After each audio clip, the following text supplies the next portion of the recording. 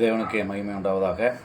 இந்த நல்ல நாளிலும் தேவன் நம்மளை ஒவ்வொருவரையும் பாதுகாக்கும்படி தேவனிடம் வேண்டிக் கொள்வோம். இந்த நாளுக்கான ஒரு தியான பகுதி என்னன்னு பார்த்தோம் அப்படின்னா, தூண்டில் போட்டு மீன் பிடிச்ச அனுபவம் எத்தனை பேருக்கு நமக்கு இருக்குது?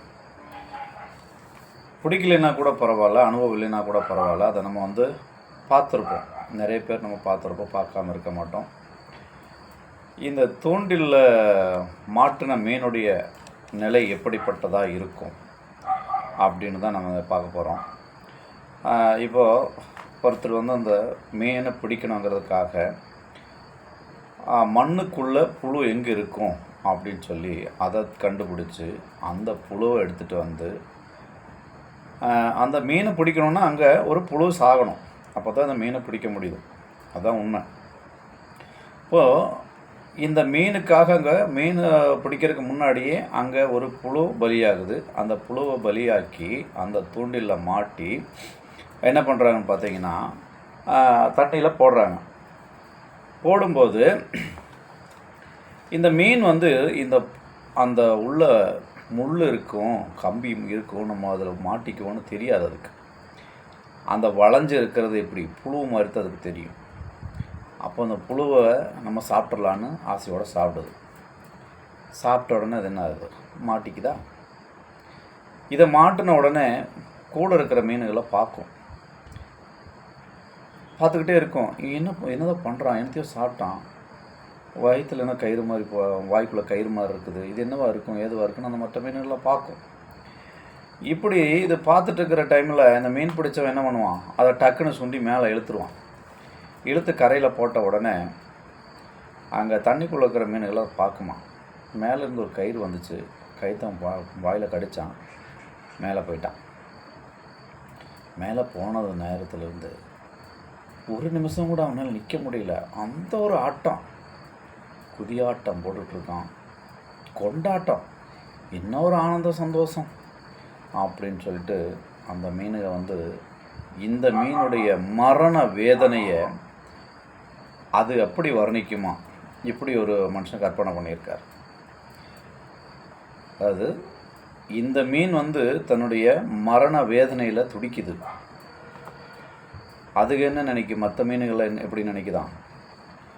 ஒரே கொண்டாட்டம், சந்தோஷம். ஒரு கயிறு வந்தோடனே சல்லுன்னு போயிட்டான் மேலே அப்படின்ட்டு. அந்த மாதிரி மற்ற மீனுக இந்த ஜீவனுக்காக போராடி துடிச்சிட்டு இருக்க அந்த மீனை பார்த்து அப்படி நினைக்கிற மாதிரியே மனுஷங்களாகிய நம்மளையும் மற்றவங்க என்ன பண்ணுறாங்க, இப்படி கஷ்டத்தோட கண்ணீரோட இருக்கும்போதோ அல்லது வேறு ஏதாவது ஒரு சூழ்நிலையில் நம்ம சொல்ல முடியாத காரணங்களால் நம்ம இருக்கும்போது என்ன நினைப்பாங்கன்னா, இந்த மாதிரி தப்பான ஒரு கண்ணோட்டத்தில் தான் பார்ப்பாங்க. உதாரணத்துக்கு இன்றைக்கெல்லாம் ரோட்டில் யாராவது மயக்கம் போட்டு உண்மையிலேயே அவங்க பலவீனப்பட்டவங்களாக இருந்து மயக்கம் போட்டு கீழே விழுந்தாலும் கூட அவங்கள போய் நம்ம தூக்கிறதுக்கோ இல்லை அவங்க பக்கத்தில் நிற்கிறதுக்கோ பயமாக இருக்குது. காரணம் என்னென்னா, அவங்க எப்படி இருப்பாங்க, அதாவது போதையில் நிதானம் இல்லாமல் படுத்திருப்பாங்க. இன்னத்த உலகம் அப்படித்தான் ஆயிடுச்சு.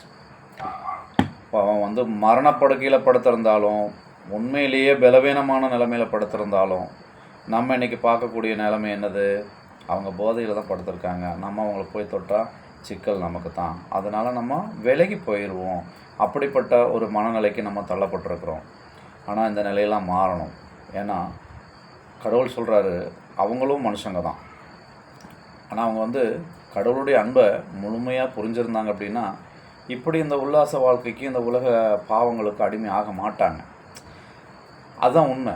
அப்போ அந்த ஆண்டவருடைய அன்பை ருசிக்க முடியாதனால இந்த உலகத்தில் இருக்கக்கூடிய இன்பங்களை தேடி தன்னுடைய வாழ்நாட்களை வீணாக செலவழிச்சிட்ருக்காங்க. வசனம் என்ன சொல்லுதுன்னு பார்த்தோம் அப்படின்னா, அதாவது அன்பானது பிறனுக்கு பொல்லாங்கு செய்யாது, ஆதலால் அன்பு நியாயப்பிரமாணத்தின் நிறைவேறுதலாக இருக்கிறது.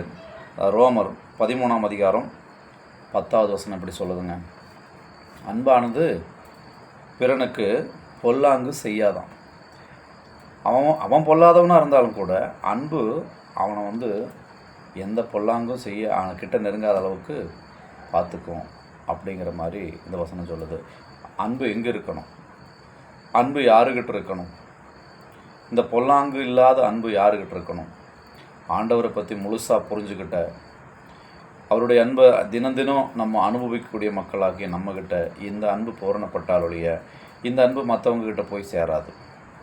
அதுதான் நியாயப்பிரமாணத்தின் நிறைவேறுதலாக இருக்குது. அன்பு நம்மக்கிட்ட முழுமையாக நிறைவாக இருந்ததுன்னா மற்றவங்களுக்கும் அந்த அன்பு போய் சேரும். இதுதான் உண்மை. இன்றைக்கி நம்மளும் ஒவ்வொருத்தரோட கூட அன்பாக பேசுவோம், அன்பாக பழகுவோம். அன்பு மட்டும்தாங்க நியாயப்பிரமாணத்தின் நிறைவேறுதல்னு வசனம் சொல்லுது. அன்புக்கு மிஞ்சினது எதுவுமே இல்லை. முதலாவது அன்பு நம்மக்கிட்ட இருந்தால் மற்றது எல்லாமே நமக்கு சாதகமாக அமையும் அப்படிங்கிறது தான் இது உண்மையான ஒரு கருத்தாக இருக்குது. இதை நம்ம புரிஞ்சுக்கிட்டு இதன்படி இன்றைய நாளை செலவழிப்போம். தேவன் தாமே நம்மளை ஒவ்வொருவரையும் ஆசீர்வதிப்பாராக. ஜெபிப்போம். இரக்கமுள்ள நல்லாண்டவரே, இந்த பகல்கால் முழுவதும் தேவனே உடைய கிருபையினாலும் இரக்கத்தினாலும் எங்களை முடிச்சூட்டி பாதுகாத்து கொள்ளுங்க ஆண்டவரே.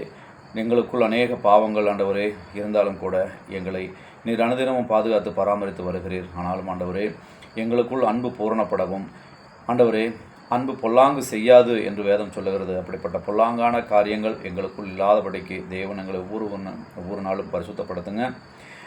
அன்பு எங்களுக்குள் ஒவ்வொருவருக்குள்ளும் ஆண்டவரே பூர்ணப்படவும் நாங்கள் அதிலே ஆண்டவரே உம்முடைய அன்பை ருசித்து மற்றவர்களுக்கும் அதை ஆண்டவரே சாட்சிகளாக சொல்லவும் எங்களை பயன்படுத்தும்படி உம்முடைய பாதத்தில் வைத்து மன்றாடி கேட்கிறோம்.